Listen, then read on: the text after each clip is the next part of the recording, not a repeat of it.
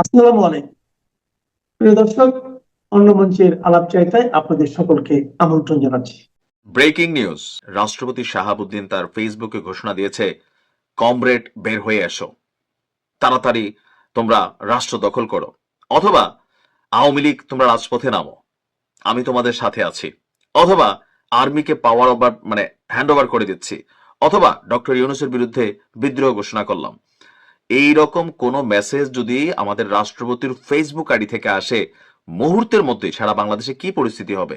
যমুনায় সেনা প্রধান জেনারেল ওয়াকার খান প্রধান উপদেষ্টা ডক্টর মোহাম্মদ ইউনূসের সাথে দেখা করেছে। জেনারেল ওয়াকার খান ডক্টর ইউনূসকে বলেছেন, স্যার, বর্তমানে দেশের যে অবস্থা এবং আন্তর্জাতিক যে পরিস্থিতি তাতে বোধহয় আপনার চলে যাওয়াই মঙ্গল। আর বাংলাদেশ এই মুহূর্তে যেখানে দাঁড়িয়ে আছে তাতে যে কোনো সময় সামরিক আক্রমণের শিকার হতে পারে। প্লাস যাদের নেপথ্য পৃষ্ঠপোষকতায় এই গত বছরের জুলাই আগস্টের জঙ্গি অভ্যুত্থানটি হয়েছিল, তারাও সেই ডিপ স্টেট তাদের পলিসি বদলেছে। সো সামগ্রিক বিবেচনায় জেনারেল ওয়াকারের মনে হয়েছে যে ডক্টর ইউনূসের চলে যাওয়াটাই এখন সবচেয়ে ভালো। আপনারা যারা আমার অনুষ্ঠানটি নিয়মিত দেখেন তারা জানেন যে কদিন আগে একজন উচ্চ পদস্থ সামরিক কর্মকর্তা, যে জেনারেলরা, লেফটেন্যান্ট জেনারেল এবং জেনারেল ওয়াকারদের যে ভার্চুয়াল মিটিং হয়েছিল, সেই মিটিং এ তারা কিছু কথা বলেছিল। যেমন আর্মি কোনো বিতর্কিত নির্বাচনের অংশ হতে চায় না, আর্মি চায় একটা ইনক্লুসিভ নির্বাচন, এরকম কিছু আলোচনা হয়েছিল। এবং সেই ভার্চুয়াল আলোচনার ভিডিওটা জেনারেল ওয়াকার সেই উচ্চ পদস্থ সামরিক কর্মকর্তাকে দিয়ে যমুনায় ডক্টর ইউনূসের কাছে পাঠিয়েছিলেন। এই যে ভিডিওটা পাঠিয়েছেন, এটি জানার পরে অন্যান্য উচ্চ পদস্থ সামরিক কর্মকর্তারা খুব ক্ষোভ প্রকাশ করেছে যে কেন তারা জেনারেলের সাথে কথা বলেছে, কেন জেনারেল ওয়াকার সেই ভিডিও ডক্টর ইউনূসের কাছে দিলেন। আমার যেটা মনে হয় যে জেনারেল ওয়াকার, যেহেতু তার অনেকগুলো মুখ, তাকে চেনা খুব কঠিন, এবং যেহেতু তার অন্তরে জামাত, সে ডক্টর ইউনূসের কাছে ওই ভিডিও দিয়ে বলেছে যে, বোঝাতে চেয়েছে যে আমি কি করব, এটা সবার ধারণা। So he is playing all around. তো এটা তিনি বলেছেন। ডক্টর ইউনূস এই কোনো কমেন্ট করেনি, এটা শুনেছেন, কিন্তু তিনি বলেননি যে হ্যাঁ যাওয়া উচিত বা অনুচিত। কিন্তু আমার এই প্রসঙ্গে আমার কিছু ব্যক্তিগত অবজারভেশন আছে। ডক্টর ইউনূস একজন প্রচন্ড ক্ষমতা লোভী লোক। তিনি কোনো একটা পদে বসলে সেটা ছাড়তে চান না। এই যে গ্রামীণ ব্যাংকের তিনি যে এমডি ছিলেন, রিটায়ারমেন্টের বয়স ছাড়িয়ে আরো অনেক পরেও তিনি কিন্তু এই পদ থেকে সরতে চাননি। সরকার তাকে সরিয়ে দিয়েছে, তার বিরুদ্ধে তিনি আইনি লড়াই করেছেন এবং সর্বোচ্চ পর্যায় পর্যন্ত। পরে আইনি ভাবে হেরে তিনি এই পদটি ছেড়েছেন। সুতরাং তার মতো একজন লোভী লোক এবং প্রচন্ড গোয়ার, কারো কথা শোনে না, প্রচন্ড প্রতিহিংসা পরায়ণ একজন মানুষ, এবং তিনি যে কারো কথা শুনে এই চিফ অ্যাডভাইজারের মতো একটা লাভজনক পদ ছেড়ে চলে যাবেন, এটা মনে হয় না কেউ বিশ্বাস করে। এর আগে তিনি আওয়ামী লীগের 15 বছর 6 মাস 8 দিনে অর্থনৈতিকভাবে যতটা ক্ষতির সম্মুখীন হয়েছেন, এই জরিমানা টানা দেওয়া, তিনি নাকি প্রত্যেকটা টাকা সুদে আসলে সরকারি কোষাগার থেকে আদায় করে নিয়েছেন, এবং এর সব ডকুমেন্ট গভর্নমেন্টের কাছে আছে। তিনি কারো কথা শোনেন না। তিনি তার কারণে অনেক আন্তর্জাতিক মিত্র শত্রুতে পরিণত হয়েছে। তিনি তিনি যেটা বোঝেন তার বাইরে কোনো কিছুতেই তিনি টান দেন না। এমনকি উপদেষ্টাদের সাথেও তার নানান বিষয়ে মত পার্থক্য দেখা গেছে। কিন্তু শুনলাম যে ডক্টর আলী রিয়াজ নাকি ইউনূসের উপরে অভিমান করে চলে গেছেন। So he is a man like that. সে প্রচন্ড স্বার্থপর। তো এই লোকটাকে কিভাবে ক্ষমতা থেকে সরাবেন? এই যে আওয়ামী লীগকে যে কার্যক্রম নিষিদ্ধ করা হয়েছে আওয়ামী লীগের, এটা একক ডক্টর ইউনূসের সিদ্ধান্ত হয়েছে। উপদেষ্টা পরিষদ কিন্তু ডিবেট করেছে অনেকে যে না, এই সিদ্ধান্তটা ভালো হচ্ছে না, but he didn't listen to anyone. এবং এনসিপি, জামাত, শিবির এদের দিয়ে রাজপথে একটা নাটক সাজিয়ে তিনি আওয়ামী লীগের কার্যক্রম নিষিদ্ধ করিয়াছেন। তো এখন এইরকম একটা গড় গোবিন্দকে সরানোর কি উপায় থাকতে পারে যদি স্বেচ্ছায় পদত্যাগ না করে? আবার তিনি যে ফেব্রুয়ারিতে নির্বাচন দিয়ে সসম্মানে চলে যাবেন, সেই সম্ভাবনাও কিন্তু খুব ক্ষীণ, প্রায় শূন্যের কোঠায়। ডক্টর ইউনূসকে সরাবেন কি করে? আমি তো অস্ত্রের মুখে তাকে সরানো ছাড়া কোনো বিকল্প দেখছি না। এবং বাংলাদেশে এর আগে অন্তত 3 জন রাষ্ট্রপতিকে অস্ত্রের মুখে সরানো হয়েছে। 1975 সালের 3রা নভেম্বর যখন খালেদ মোশাররফরা বিপ্লব করলেন, তখন কিন্তু মুশতাককে অস্ত্রের মুখে ক্ষমতা থেকে সরানো হয়েছে।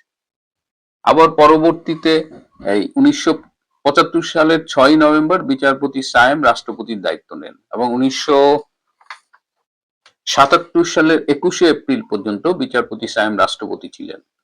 এবং সেই সময় একটা মিটিং এ বিচারপতি সায়েম বলেছিলেন, জিয়াউর রহমান তখন প্রধান সামরিক আইন প্রশাসক, তো বিচারপতি সায়েম বলেছিলেন যে আমাদের 6 মাসের মধ্যে নির্বাচন দেওয়া উচিত, একটা নির্বাচিত সরকার আসুক। সেই দিন রাত 2টোর সময় জিয়াউর রহমান বঙ্গভবনে গিয়ে বিচারপতি সায়েমকে বলেছিলেন যে ইউ লুক ভেরি টায়ার্ড, আপনাকে খুব ক্লান্ত দেখাচ্ছে, I think you should resign বলে পদত্যাগপত্রে সাইন নিয়েছিলেন। এরপরে 1982 সালের 24শে মার্চ সেই এরশাদ গিয়ে সেই সময়ের বিএনপির রাষ্ট্রপতি বিচারপতি আব্দুস সাত্তার তাকে অস্ত্রের মুখে পদত্যাগে বাধ্য করেছিলেন। সেই সময় বিচারপতি সাত্তার শুনেছি যে হি রিঅ্যাক্টেড সিরিয়াসলি, আবার তিনি নাকি সেন্সলেস হয়ে গিয়েছিলেন এবং তিনি বলেছেন যে সংবিধানের কোন ধারায় আপনারা এটা করছেন, বাট এরশাদ অস্ত্রের মুখে তাকে সরিয়ে দিয়েছে। তো এখন এমন একটা পরিস্থিতি চলে গেছে, এমন একটা পরিস্থিতির মুখোমুখি বাংলাদেশ যে ডক্টর ইউনূস যদি স্বেচ্ছায় না যায় তাহলে হয়তো তাকে সরিয়ে দিতে হবে, কিন্তু তাকে গান পয়েন্টে সরাবে কে? এই যে জেনারেল ওয়াকার, তাকে তো এখন কেউ বিশ্বাস করে না। এমনকি এই যে তিনি মাঝে মধ্যে বলেন ইনক্লুসিভ নির্বাচন দিতে হবে, কোনো বিতর্কিত নির্বাচনে আমরা যাব না, এটা হলো এখন 90% আর্মি অফিসারের বক্তব্য। তিনি তাদের হয়ে এই কথাগুলো বলেন, কিন্তু তিনি কি আসলেই অন্তরে এই কথাটা বিশ্বাস করেন?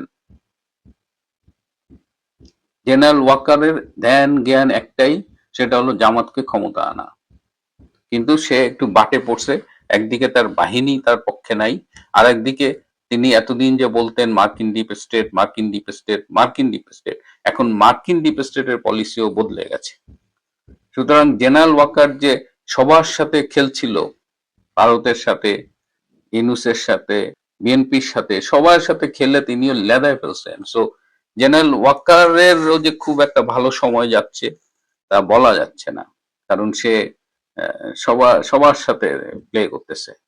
তো এই অবস্থায় এখন বাংলাদেশ যেখানে এসে দাঁড়িয়েছে, সেখানে doctor Yunus has to go, তাকে যেতে হবে বাংলাদেশের বৃহত্তর মঙ্গলের জন্য, কিন্তু তার প্রস্থানটা কিভাবে হবে সেটাই এখন $1,000,000 প্রশ্ন।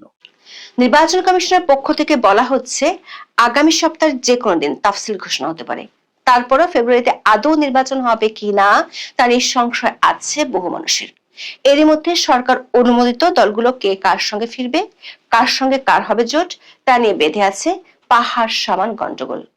দলের ভিতরেও বিশৃঙ্খলার শেষ নেই। ভোটের মাঠে নামার প্রস্তুতি দূরের কথা, প্রধান দলগুলোতে নেমেছে নেতৃত্বের বিপর্যয়। এর মধ্যে বেগম খালেদা জিয়ার অসুস্থতা, তারেক রহমানের দেশে না আসা তৈরি করেছে নতুন সংকট।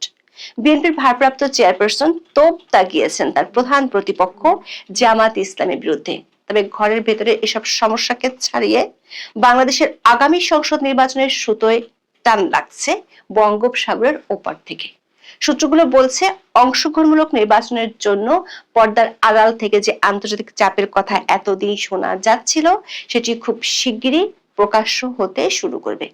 গত শুক্রবার যুক্তরাষ্ট্রের বহুল আলোচিত ন্যাশনাল সিকিউরিটি স্ট্র্যাটেজি বা জাতীয় নিরাপত্তা কৌশল নথি প্রকাশ হওয়ার পর দক্ষিণ এশীয় অঞ্চলকে ঘিরে আন্তর্জাতিক রাজনীতির মেরুকরণ নতুন করে মোড় নিতে শুরু করেছে। এনএসএস এর ওই নথি অনুযায়ী দক্ষিণ এশিয়ায় চীনের ক্রমবর্ধমান প্রভাব মোকাবেলায় যুক্তরাষ্ট্রের প্রধান কৌশলগত অংশীদার এখন ভারত। আর গত 16 মাস ধরে শীতল সম্পর্ক আর বাংলাদেশ সরকারের সাথে পাকিস্তানের সখ্যতার কারণে দিল্লির মাথা ব্যথা এখন বাংলাদেশ। সূত্রগুলো বলছে বাংলাদেশের ত্রয়োদশ জাতীয় সংসদ নির্বাচন ইস্যুটি নিয়ে কৌশলগত অংশীদার ভারতের লাইনে হাঁটতে শুরু করেছে মার্কিন যুক্তরাষ্ট্র। ট্রাম্প প্রশাসনের বিশেষ বার্তা নিয়ে শিগগিরই স্টেট ডিপার্টমেন্টের একজন উচ্চপদস্থ কর্মকর্তা দূত হিসেবে আসছেন বাংলাদেশে। সূত্রমতে তারপরই পাল্টে যেতে পারে দৃশ্যপট। আর তাহলে নির্বাচন নিয়ে এখন যে অস্পষ্টতা সেটি আরো বেড়ে যাবে, ঝুলে যেতে পারে ইতিহাস সেরা নির্বাচন। দর্শক, এই সময় দেশের সবচেয়ে আলোচিত ইস্যু কি? এমন প্রশ্নে অনেকে অনেক ধরনের উত্তর দিতে পারেন। সবচেয়ে আলোচিত হচ্ছে বিএনপির চেয়ারপারসন বেগম খালেদা জিয়ার গুরুতর অসুস্থতার প্রসঙ্গ। এর রেশ ধরে তারেক রহমানের দেশে না ফেরা এবং সবশেষ জুবাইদা রহমানের লন্ডন থেকে উড়ে আসা গুরুত্ব পাচ্ছে সোশ্যাল মিডিয়ায়। সংবাদ মাধ্যমগুলো বিরামহীন ভাবে দিচ্ছে প্রতি ঘন্টার আপডেট। এর বাইরে প্রতিদিন হাজির হচ্ছে নতুন নতুন ইস্যু। অর্থনৈতিক দুরবস্থা, সাধারণ মানুষের জীবন মানের অবনতি কিংবা বন্দর ইস্যুতে আন্দোলন নিয়ে কথা হচ্ছে। আসছে অংশগ্রহণমূলক নির্বাচনের ব্যাপারে বিদেশি চাপ, আইন শৃঙ্খলার দুরবস্থা, উগ্রপন্থার উত্থানের দিকগুলো। তবে এখন থেকে মাত্র 2.5 মাস পরে সরকার ঘোষিত ইতিহাসরা নির্বাচন নিয়ে আলোচনাটি কেবল অনুপস্থিত। সরকার বা নির্বাচন কমিশনের কিছু বক্তব্য বিবৃতির মাঝে সীমাবদ্ধ নির্বাচন প্রস্তুতি। সংবাদ মাধ্যম ও খবরগুলো আসছে গুরুত্বহীনভাবে, আবার প্রতিদিনের আলোচিত সংবাদের তালিকাতেও এগুলোর ছাই হচ্ছে না। সারা দেশের অবস্থা থেকে আর কিছুদিন পরে যে জাতীয় নির্বাচন হওয়ার কথা তার কোনো আলামত বোঝা কঠিন। অথচ অধ্যাপক মোহাম্মদ ইউনূস এবং তার পিআর টিম গত 15 মাসে দেশে বিদেশে জোর দিয়ে প্রচার করেছে ভোটের অধিকার তারা ফিরিয়ে এনেছে। তাদের অভিযোগ, আওয়ামী লীগের সময় 3টি নির্বাচনে মানুষ ভোট দিতে না পারায় অগ্নিগর্ভ হয়ে উঠেছিল সারা দেশ। প্রশ্ন হলো, তাহলে ঘোষিত সম্ভাব্য সময়সীমার মাত্র 2.5 মাস আগেও কেন দেখা যাচ্ছে না নির্বাচনী আমেজ? প্রায় 1 দশক মানুষ ভোট বঞ্চিত হয়ে থাকলে এখন নির্বাচনের গন্ধে কেন সাড়া মিলছে না? যদিও 7 ডিসেম্বর প্রধান উপদেষ্টার সাথে সাক্ষাৎ করেছে ইসি। এরপর জানিয়েছে পরের সপ্তাহে যে কোনো দিন ঘোষণা হতে পারে তফসিল। নির্বাচন কমিশনারদের সাথে অধ্যাপক ইউনূসের হাস্যজ্জ্বল ছবি প্রকাশ পাওয়া সত্ত্বেও শীতের রাতের কুয়াশার মতো চারদিকে নির্বাচন নিয়ে শুধুই অস্পষ্টতা। মানুষের আলোচনায় বহু কিছুই আছে, শুধু নির্বাচন নেই। তবে আগামী ফেব্রুয়ারিতে ইতিহাসরা নির্বাচনের বিষয়ে ধোঁয়াশা থাকলেও একটি বিষয়ে কারো মাঝে সংশয় নেই, তা হলো ভোটের 2.5 মাস আগেও এমন অস্পষ্টতার নজির দেশের ইতিহাসে কখনোই দেখা যায়নি। সেদিক থেকে ঐতিহাসিক নির্বাচনের প্রস্তুতিহীনতার জন্য এরই মধ্যে ইতিহাসে জায়গা করে নিয়েছে অধ্যাপক ইউনূসের অন্তর্বর্তী সরকার। দর্শক, বঙ্গোপসাগরের বড় একটি অংশের দাবিদার বাংলাদেশ, যা নির্বাচন এখন আর শুধু ব্যালট বাক্সের বিষয় নয়, এটা ভূ রাজনৈতিক স্থপতিদের ডিজাইনের অংশ। বাংলাদেশের অভ্যন্তরীণ জটিলতা যখন চরমে, তখনই বৈশ্বিক ভূ রাজনীতি তার খেলা পরিবর্তন করে দিল। গত সপ্তাহে প্রকাশিত মার্কিন জাতীয় নিরাপত্তা কৌশল বা এনএসএস 2025 আন্তর্জাতিক বিশ্লেষকরা বলছেন এটি শুধু ওয়াশিংটনের নীতি পরিবর্তন নয়, বরং বিশ্বজুড়ে গণতন্ত্রের উপর আন্তর্জাতিক চাপের মৃত্যু ঘণ্টা। এই নথির ছত্রে ছত্রে লুকিয়ে আছে এক গভীর কৌশলগত পরিবর্তন, যা বাংলাদেশের নির্বাচন, স্থিতিশীলতা এবং ভবিষ্যৎ গণতন্ত্রের উপর সরাসরি প্রভাব ফেলতে পারে। কারণ এনএসএস এর ধারাগুলো বলছে ভারতের সঙ্গে যুক্তরাষ্ট্রের এক ধরনের সমঝোতা এখন চূড়ান্ত পর্যায়ে। আবার ভারতের সঙ্গে বাংলাদেশের বর্তমান অন্তর্বর্তী সরকারের সম্পর্ক বেশ শীতল। গণতন্ত্রের প্রতি এই শীতলতা সত্ত্বেও এনএসএস স্পষ্ট করে দিয়েছে যুক্তরাষ্ট্রের প্রধান কৌশলগত ফোকাস ইন্দো প্যাসিফিকের দিকে। চীনকে তারা এখনো প্রধান কৌশলগত হুমকি হিসেবেই দেখছে। কৌশলগত আগ্রহ এবং রাজনৈতিক ব্যান্ডউইথ এখন এই অঞ্চলের দিকেই ফোকাস করছে। ওয়াশিংটন বলছে তারা চীনের সাথে সরাসরি সংঘাতে যাবে না, কিন্তু কৌশলগত মিত্রের মাধ্যমে দক্ষিণ এশীয় অঞ্চলে চীনের লাগাম টেনে ধরবে। দর্শক, মার্কিন যুক্তরাষ্ট্র এখন আর তথাকথিত গণতন্ত্রের জন্য আন্তর্জাতিক ক্লাসরুম তৈরি করতে আগ্রহী নয়। তারা দ্রুত স্থিতিশীলতা চায়, যা চীনের প্রভাব মোকাবেলায় সহায়ক হবে। যদি ওয়াশিংটন গণতন্ত্রের খাটিয়া তৈরি করে থাকে, তবে প্রশ্ন হলো ইন্দো প্যাসিফিকের জন্য তাদের নতুন মন্ত্রণা দ্বন্দ্বটি ধরবে কে? উত্তরটি হলো ভারত। ওয়াশিংটন ভারতকে ইন্দো প্যাসিফিকে চীনের বর্ধিত আত্মবিশ্বাসের বিরুদ্ধে আঞ্চলিক প্রতিরোধক বা জিওপলিটিক্যাল কাউন্টারব্যালেন্স হিসেবে দেখে। একই সাথে ভারতকেও চীনকে এই অঞ্চলের স্থিতিশীলতার জন্য একটি গুরুতর চ্যালেঞ্জ হিসেবে দেখে। নতুন এনএসএস ডকুমেন্ট এই কৌশলগত ঐক্যকে আরো জোরদার করেছে। মার্কিন নীতির এই পরিবর্তন একটি গুরুত্বপূর্ণ বার্তা দেয়, সেটি হলো চীনের মোকাবেলায় ওয়াশিংটন এখন আঞ্চলিক স্থিতিশীলতা নিশ্চিত করতে ভারতকে তার ব্যাকআপ হিসেবে ব্যবহার করতে প্রস্তুত। বিশ্লেষকরা বলছেন, মার্কিন জাতীয় নিরাপত্তা কৌশল থেকে গণতন্ত্রের প্রচারের ভাষা প্রত্যাহারের ফলে বাংলাদেশ ইস্যুতে ভারত আঞ্চলিকভাবে আরো স্বাধীনভাবে কাজ করার সুযোগ। এই পরিস্থিতিতে মার্কিন যুক্তরাষ্ট্র তাদের কৌশলগত স্বার্থকে সর্বোচ্চ অগ্রাধিকার দিচ্ছে, তাই তারা আঞ্চলিক স্থিতিশীলতা রক্ষার ক্ষেত্রে ভারতকে নেতৃত্ব দিতে উৎসাহিত করবে। এর মানে হলো বাংলাদেশ ইস্যুতে দিল্লির নীতি এখন ওয়াশিংটনের নীতিতে প্রতিফলিত হওয়ার সম্ভাবনা বেশি। সূত্রগুলো বলছে, মার্কিন ভারত কৌশলগত গাঁটছড়া শক্তিশালী হলেও ঢাকার বর্তমান অন্তর্বর্তী সরকারের সঙ্গে দিল্লির সম্পর্ক কিন্তু চরম শীতলতায় ভুগছে। এই শীতলতা আসন্ন নির্বাচনের আগে নতুন ধরনের জটিলতা তৈরি করছে।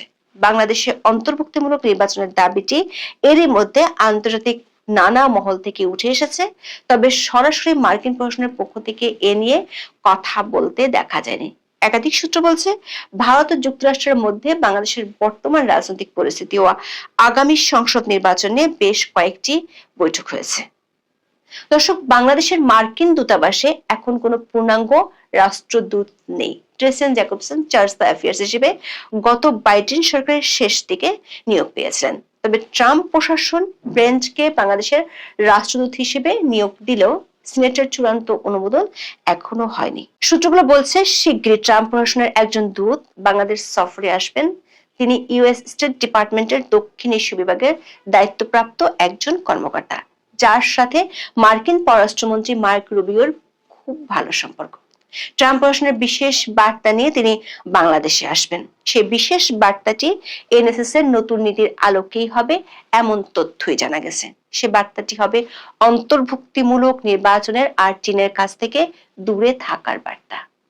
এদিকে ক্রিসমাসের ছুটির শেষে অনুমোদন চূড়ান্ত হলে বাংলাদেশে কর্মস্থলে যোগ দিবেন রাষ্ট্রদূত ব্রেন্ট।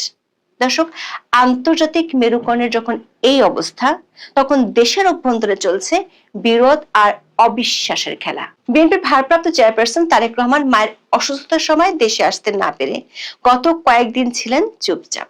7 ডিসেম্বর পুরনো মিত্রের পুরাতন ক্ষতে খোঁচা দিয়ে মুখ খুলেছেন, বলেছেন 1971 সালে তারা কি করেছে সেটি মানুষ জানে। জামাতের আইনজীবী শিশির মনিরের বিরুদ্ধে দায়ের হয়েছে মামলা। সাংবাদিক শওকত মাহমুদকে বাসা থেকে আটক করেছে ডিবি পুলিশ। বিএনপির নীতি নির্ধারক পর্যায়ে কয়েক নেতার আশঙ্কা, দলটির এখন যে অবস্থা তাতে ফেব্রুয়ারিতে ভোট হলে তারা বিপর্যয় দেখতে পাচ্ছেন। নির্বাচন কমিশনের 4 ডিসেম্বর এক বৈঠক শেষে বলেন, অনিবার্য পরিস্থিতি ছাড়া বিএনপি নির্বাচন প্রক্রিয়ার বাইরে যেতে চায় না। এই অনিবার্য পরিস্থিতি কি সেটি নিয়ে দেখা দিয়েছে প্রশ্ন। আবার নির্বাচনের কথা দলটির নেতারা মুখে বলল, মিত্রদের সঙ্গে তাদের বাড়ছে দূরত্ব। বিবিসি বাংলার প্রতিবেদনে বলা হয়, নির্বাচনকে সামনে রেখে বিএনপি এককভাবে প্রার্থী তালিকা ঘোষণা করায় দীর্ঘদিনের মিত্র দলগুলোতে ক্ষোভ ও অসন্তোষ তৈরি হয়েছে। শেষ পর্যন্ত সর্বোচ্চ 10 থেকে 12টি আসন মিত্র কিংবা সমমনা দলগুলোকে ছাড়তে পারে বিএনপি। তবে এসব দলকে নিয়ে জোটবদ্ধ নির্বাচন হবে নাকি আসন ভিত্তিক সমঝোতা হবে তাও চূড়ান্ত হয়নি। দর্শক, দীর্ঘদিন ক্ষমতার বাইরে থাকা বিএনপির পক্ষে এবারে নির্বাচনে দলীয় মনোনয়ন প্রত্যাশীদের উপেক্ষা করা কঠিন হবে। ফলে জোট শরিকদের জন্য আসন ছাড় নিয়ে বাড়ছে জটিলতা।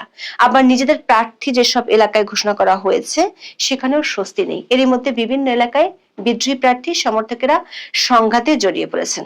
বিএনপির সঙ্গে জোট করবে শোনা গেল, এনসিপি শেষ পর্যন্ত জোট করেছে নাম সর্বস্ব দুটি দলের সঙ্গে। এদিকে লেবার পার্টির সভাপতি মোস্তাফিজুর রহমান ইরান তো বিবিসি বাংলাকে সরাসরি বলেছেন, তারা আর বিএনপির সঙ্গে নেই। ইরান বলেন, আলোচনা না করে যেভাবে প্রত্যাশিত আসনগুলোতে বিএনপি প্রার্থী দিয়েছে তাতে তারা ক্ষুব্ধ ও ব্যথিত। 20 বছর তারা বিএনপির সঙ্গে চলেছেন, এখন আর 20 দিনও চলতে চান না। একই ধরনের ক্ষোভ ঝেড়েছেন বিপ্লবী ওয়ার্কার্স পার্টির সাধারণ সম্পাদক সাইফুল হক। সব মিলিয়ে বোঝা যাচ্ছে বাংলাদেশের রাজনীতিতে বর্তমানে কোনো একক শক্তি ডিক্টেট করতে পারছে না। দেশের অভ্যন্তরীণ রাজনৈতিক জটিলতা, অর্থনৈতিক অস্থিরতা এবং আন্তর্জাতিক ভূ রাজনৈতিক সমঝোতার এই খেলায় শেষ হাসি জনগণের মুখে ফুটবে কিনা তা নির্ভর করছে সংস্কারগুলো কতটা কার্যকরভাবে বাস্তবায়িত হচ্ছে তার উপর। তবে একটি বিষয় বেশ স্পষ্ট, খেলার ফলাফল নির্ধারণ করছে না কেবল ঢাকা, বরং দিল্লি এবং ওয়াশিংটনের কৌশলগত যুগলবন্দি, যেখানে এনএসএস একটি বড় ফ্যাক্টর। এই এনএসএস এর কারণে ভূ রাজনৈতিক বাধ্যবাধকতা তৈরি হয়েছে যে বাংলাদেশের ট্রানজিশন যেন নিয়ন্ত্রিত হয় এবং আঞ্চলিক স্থিতিশীলতা যেন বজায় থাকে। বাংলাদেশের রাজনীতি এখন এমন এক সিরিয়াল যেখানে প্রধান চরিত্ররা সব দেশের বাইরের এক প্রতিবেশী চায় তার পছন্দের লোক থাকুক, আর আরেক পরাশক্তি চায় তার প্রতিদ্বন্দ্বী যেন না থাকে। আর বাংলাদেশের মানুষ তারা কেবল দর্শক, যারা রিমোট হাতে নিয়ে বসে আছেন, ভাবছেন কখন এই নাটকের পর্ব শেষ হবে। সংস্কার হচ্ছে, সংবিধান বদলাচ্ছে, কিন্তু সেই পুরনো প্রশ্নটা থেকেই যাচ্ছে, ভোটে কি ভোটটা দেওয়া যাবে নাকি শুধু। এখন পর্যন্ত বিএনপির নমিনেশন পেয়ে আছে আজাদ। আজাদের অসভ্যতা, দুর্নীতি, মাস্তানি, কালোবাজারি ২৫০০ এলাকায় যারা আছে সবাই জানে, এমনকি বাংলাদেশের অনেকেই জানে। এই অসভ্য লোকটিকে নমিনেশন দিয়ে তারেক রহমান প্রমাণ করেছে যে তারেক জনবিচ্ছিন্ন এবং সে সাধারণ মানুষের পালস বোঝে না। কারণ তারেক যদি সাধারণ মানুষের পালস বুঝতো তাহলে নমিনেশনটি এখনো টিকিয়ে রাখে না। এটা সাধারণ জনগণের সাথে তারেকের একটি চ্যালেঞ্জ। মার্কা না ব্যক্তি, না অবদান, না কারো ব্যক্তিগত ক্যালিবার, কোনটা বিচার্য হবে একটি নির্বাচনে? শুধুমাত্র মার্কা দেখে দলের প্রধান স্বৈরাচারের মতো কাউকে ক্যান্ডিডেচার দিয়ে দিবে, সেটা কি ২৫০০ মানুষ মেনে নেবে? আমাদের ২৫০০ মানুষ বরাবরই বিদ্রোহী টাইপের, কারণ আমাদের ২৫০০ হাজার হাজার মোগল আমলের সেনাবাহিনীর সদস্যরা এখানে স্থায়ী হয়েছিল এবং তাই আমরা একটু বিদ্রোহী টাইপের মানুষ। ২৫০০ আমার পরিবারের পরিচয় আপনারা জানেন। আমার গ্র্যান্ডফাদার অর্থাৎ আমার নানা কে এম সাদিকুর রহমানের অবদান পুরিন্দা হাই স্কুল থেকে শুরু করে একেবারে ২৫০০ সব জায়গায় ছড়িয়ে ছিটিয়ে আছে। আমার নানা বাড়ি পরিবার খন্দকার ফ্যামিলি ২৫০০ পশ্চিম সাইডের সবচেয়ে প্রভাবশালী পরিবার এবং আমাদের পরিবার থেকে অনেকেই এখন পর্যন্ত মেম্বার অফ পার্লামেন্ট হয়েছেন এবং আমি কে এম সাদিকুর রহমানের সবচেয়ে বড় নাতি। এছাড়াও আমার বাবার সাইডে অর্থাৎ ২৫০০ পূব সাইডে টেটিয়া দরবার শরীফের আমি হচ্ছি গদিনউদ্দিন। আপনারা জানেন গত ১০০ বছর ধরে সুফি পরিবারের সেই পরিবারের প্রভাব আমরা ১০০ বছর ধরে আমাদের লক্ষ লক্ষ মুরিদ এবং আমাদের বন্ধু বান্ধব দিয়ে সেইখানে আমরা আপনাদের ভালোবাসায় জড়িয়ে আছি। আমি আপনাদের বলছি আজাদকে সমর্থন করা হবে আমার ২৫০০ নারায়ণগঞ্জ ২ এলাকার সবচাইতে বড় ভয়ঙ্কর পরিণতি। সেখানে যদি বিএনপির কোনো সুষ্ঠু ক্যান্ডিডেট সেখানে নমিনেশন পেত আমি তাকে সমর্থন করতাম, কিন্তু যত সময় যাচ্ছে ততই মনে হচ্ছে তারেক কোকোর বউয়ের এই চয়েসের বাইরে যেতে পারার ক্ষমতা রাখে না। তাই আমাদের হাতে তুলে নিতে হবে ২৫০০ ভবিষ্যৎ। যদি তারেক আজাদের পরিবর্তে বা বিএনপি আজাদের পরিবর্তে অন্য কোন সুষ্ঠু নির্বাচনে অংশগ্রহণকারী ব্যক্তিকে নমিনেশন দেয় বিএনপির পক্ষে আমি তাকে সমর্থন দেব, কিন্তু সেই সময়টি বোধহয় প্রায় পার হয়ে যাচ্ছে। ২৫০০কে তাই আমি ধ্বংস হতে দিতে পারি না। ২৫০০কে অবশ্যই আমাদের বাংলাদেশের একটি রোল মডেলে পরিণত করতে হবে। সেখানে আমরা দুর্নীতিবাজদের, আমরা কালোবাজারিদের, অসভ্যদের জায়গা দেব না, কোনো অবস্থাতেই না, কোনো অবস্থাতেই না। তাই চিন্তা ভাবনা এগিয়ে চলেছে আমাদের চিন্তা ভাবনার এখন যে পর্যায়ে এসে দাঁড়িয়েছি সেটা হচ্ছে আমি ঘোষণা দিচ্ছি যদি আজাদের ক্যান্ডিডেচার বিএনপি থেকে বাতিল না করা হয় এবং সুষ্ঠু অন্য কাউকে দেয়া না হয় তাহলে সেখানে স্বতন্ত্র নির্বাচন করব আমি সেখানে স্বতন্ত্র ক্যান্ডিডেট হব ২৫০০কে রক্ষা করার জন্য এবং আপনারা আমার পাশে থাকবেন আশা করি। কে এম সাদিকুর রহমানের নাতি হিসাবে, বড় নাতি হিসাবে এবং হযরত সুলাইমান শাহের নাতি হিসাবে আপনারা আমার পাশে থাকবেন। আপনারা আমার রাজনৈতিক মূলনীতিগুলো জানেন। আমি জামাত বিরোধী, আমি মৌলবাদিতার বিরোধী, আমি সকল ধর্মের মানুষের অধিকারের কথা বলি। আমি বিশ্বাস করি আওয়ামী লীগ পরিশোধিত হয়ে আওয়ামী লীগের অবশ্যই রাজনীতি করার অধিকার আছে এবং দলীয় ব্যানারের অধিকার আছে, কারণ আওয়ামী লীগের ইতিহাস বাংলাদেশের স্বাধীনতার সার্বভৌমত্বের সাথে জড়িত। আওয়ামী লীগের কিছু নেতা কর্মীদের বিফলতার কারণে আওয়ামী লীগকে নির্বাচনের বাইরে রাখা যাবে না, উচিত হবে না রাখা। তাই আমি আওয়ামী লীগের মানুষের রাজনীতি করার অধিকারের কথাও বলবো, যদিও আমি শহীদ রাষ্ট্রপতি জিয়াউর রহমানের রাজনৈতিক আদর্শ অনুসরণ করে থাকি। আমি মনে করি সকল নেতার ভুল আছে, সবার নেতার ভুল, সবারই ভুল আছে, কিন্তু সবার রাজনীতি করার অধিকার আছে যদি তারা জামাতের মতো সন্ত্রাসী না হয়। যারা স্বাধীনতা সার্বভৌমত্বের বিরোধী, আমি তাদের বিরোধী। আপনারা আমার হাতকে শক্তিশালী করবেন আশা করি। আমি সকল মত প্রকাশের অধিকারের কথা বলি, কারণ শহীদ রাষ্ট্রপতি জিয়াউর রহমান বলে গেছেন, ব্যক্তির চাইতে দল বড়, দলের চাইতে দেশ বড়। তাই আমি বলবো, বিএনপি, আওয়ামী লীগ সবাই আমার পাশে থাকবেন ২৫০০কে রক্ষা করার জন্য, এবং এই রকম স্বৈরাচারী সিদ্ধান্ত আজাদকে ঘিরে নেয়া এর বিরুদ্ধে আপনারা আমার পাশে দাঁড়াবেন। আমরা চাই আমাদের বাংলাদেশ সবার উপরে বাংলাদেশ, সকল ধর্মের বর্ণের মানুষের অধিকার আমরা প্রতিষ্ঠিত করব, বহুদলীয় গণতন্ত্র আমরা প্রতিষ্ঠিত করব। বাংলাদেশকে মৌলবাদীদের হাতে আমরা তুলে দেব না।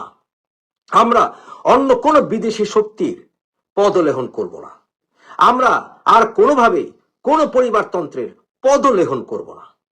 স্বীয় যোগ্যতায় কেউ যদি নেতৃত্ব প্রমাণ করতে পারে, করবে, কিন্তু সেটা বোধহয় ধীরে ধীরে প্রায় অসম্ভব হয়ে যাচ্ছে।